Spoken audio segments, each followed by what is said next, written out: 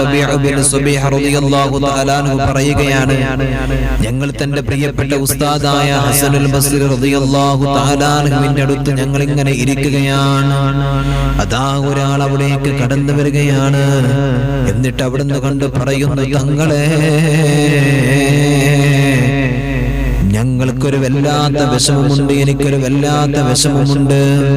ഞാൻ വല്ലാത്ത ക്ഷാമത്തിലാണ്. എന്റെ വീട്ടിൽ വെള്ളമില്ല. എത്ര കിണർ കുഴിച്ചിട്ടും വെള്ളം ലഭിക്കുന്നില്ല. നിങ്ങളുടെ നാട്ടിൽ വല്ലാത്ത വരൾച്ചയാണ്. നിങ്ങളൊന്ന് ദുആ ചെയ്യണം. അതിന് എന്താണ് ചെയ്യേണ്ടതെന്ന് ചോദിച്ചപ്പോൾ മഹാനായ ഹസനുൽ ബസ്രി റളിയല്ലാഹു തആല അൻഹു പറയുകയാണ്, നിങ്ങൾ ഇസ്തിഗ്ഫാറിനെ അധികരിപ്പിക്കണേ. മഹാന്മാരായ സ്വഹാബത്തും അതുപോലെ തന്നെ താബിഈങ്ങളൊക്കെ അങ്ങനെയായിരുന്നു.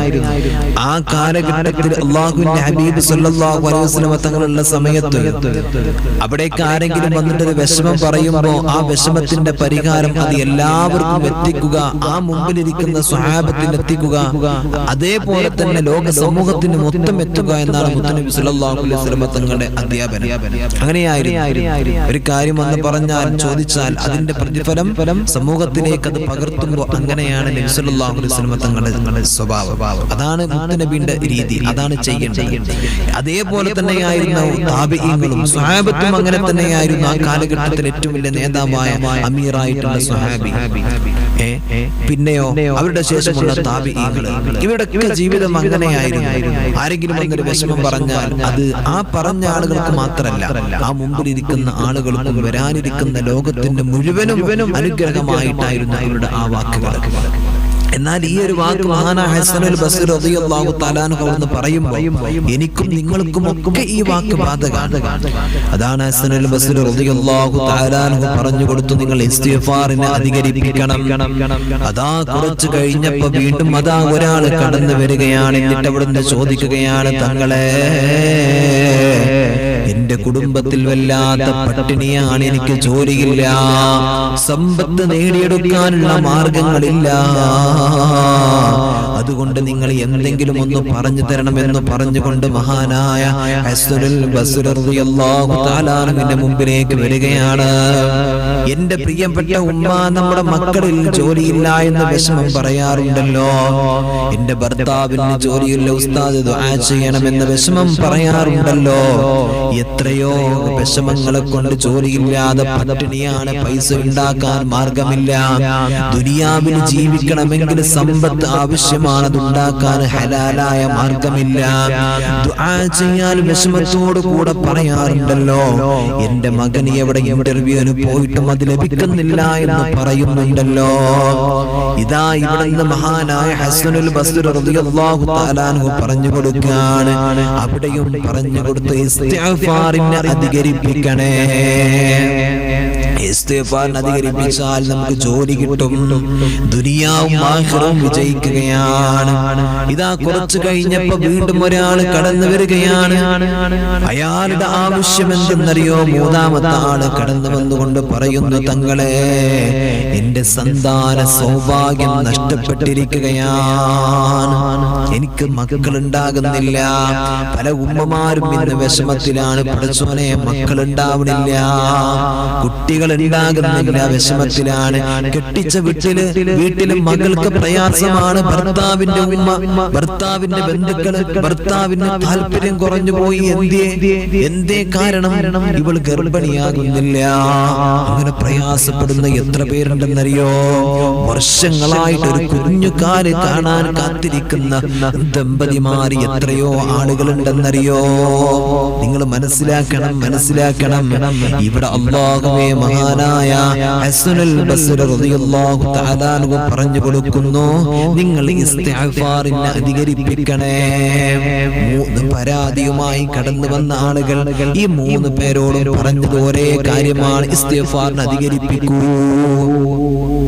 നാലാമത്തെ ഒരാൾ മഹാനായ ഹസനുൽ ബസ്രി റളിയല്ലാഹു തആല അൻഹുവിന്റെ മുമ്പിലേക്ക് കടന്നു വന്നു.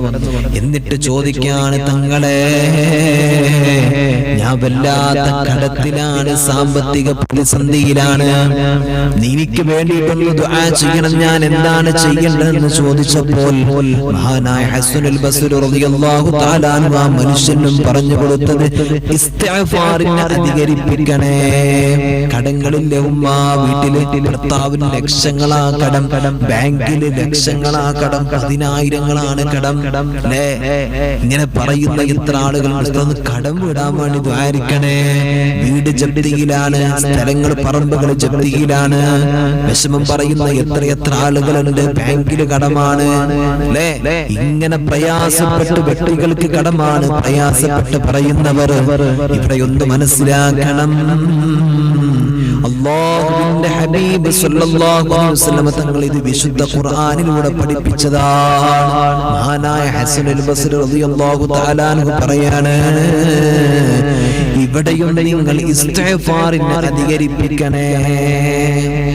ഈ 4 പേരും വ്യത്യസ്തമായിട്ടുള്ള കാര്യങ്ങളാണ് വന്ന് പറഞ്ഞത്. പക്ഷേ ഉത്തരം കൊടുക്കുന്നത് എല്ലാവർക്കും ഒന്നാണ്. സ്വഹാബത്ത് റളിയല്ലാഹു അൻഹും എന്റെ പ്രിയമുള്ളവരെ വിശുദ്ധ ഖുർആനിന്റെ അധ്യാപനങ്ങൾ മനസ്സിലാക്കിയവരാണല്ലോ. മഹാനായ ഹസനുൽ ബസ്രി റളിയല്ലാഹു തആല അൻഹുവിനോട് തന്റെ മുമ്പിലിരിക്കുന്ന സമൂഹം മുഴുവനും ഈ ഒരു ചോദ്യം ചോദിച്ചു. തങ്ങളെ വ്യത്യസ്ത വിഷയങ്ങൾ വന്ന് പറഞ്ഞിട്ട് ഉത്തരം എല്ലാവർക്കും ഒന്നാണല്ലോ എന്നവിടുന്ന് പറഞ്ഞപ്പോ മഹാനായ ഹസനുൽ ബസ്രി റളിയല്ലാഹു തആല അൻഹു പറയുന്നു, മക്കളെ ഇത് ഞാൻ പറഞ്ഞതല്ല, അല്ലാഹു സുബ്ഹാനഹു വ തആല പറഞ്ഞതാണ്. വിശുദ്ധമായ ഖുർആനിലൂടെ അല്ലാഹു തന്നെ നമ്മെ പരിചയപ്പെടുത്തിയതാണ്. എന്റെ പ്രിയമുള്ളവരെ, ഫഖുൽതു ഇസ്തഗ്ഫിറൂ റബ്ബക്കും ഇന്നഹു കാന ഗഫാറാ യുർസിലിസ് സമാഅ അലൈക്കും മിദ്റാറാ ويمددكم بأموال وبنين ويجعل لكم جنات ويجعل لكم أنهارا. അല്ലാഹുവിന്റെ വിശുദ്ധമായ ഖുർആൻ തന്നെ ഓർമ്മപ്പെടുത്തുന്നുണ്ട്. മഹാനായ നൂഹ് നബി അലൈഹിസ്സലാത്തു വസ്സലാം തന്റെ മുമ്പിലേക്ക് പരാതിയുമായി കടന്നു വന്ന ജനങ്ങളോട് പറഞ്ഞ വാക്കാണ് അല്ലാഹുവിന്റെ വിശുദ്ധ ഖുർആൻ ഓർമ്മപ്പെടുത്തുന്നത്. ഇസ്തിഗ്ഫാറിനെ അധികരിപ്പിക്കാൻ പറയുന്നു. ഫഖുൽതു ഇസ്തഗ്ഫിറൂ റബ്ബക്കും ഇന്നഹു കാന ഗഫാറാ. നിങ്ങൾ ധാരാളമായിട്ട് അല്ലാഹുവിനോട് പൊറുക്കലിനെ തേടണേ. അല്ലാഹു സുബ്ഹാനഹു വ തആല അത്യുന്നതമായ പൊറുക്കാൻ വേണ്ടി അവിടുന്ന് ഏറ്റവും പറ്റുന്ന ആളാണല്ലോ. അല്ലാഹുവിനോട് നിങ്ങൾ ഇസ്തിഗ്ഫാർ നടത്തണമെന്ന് അല്ലാഹുവിന്റെ വിശുദ്ധമായ ഖുർആൻ തന്നെ ഓർമ്മപ്പെടുത്തുന്നു.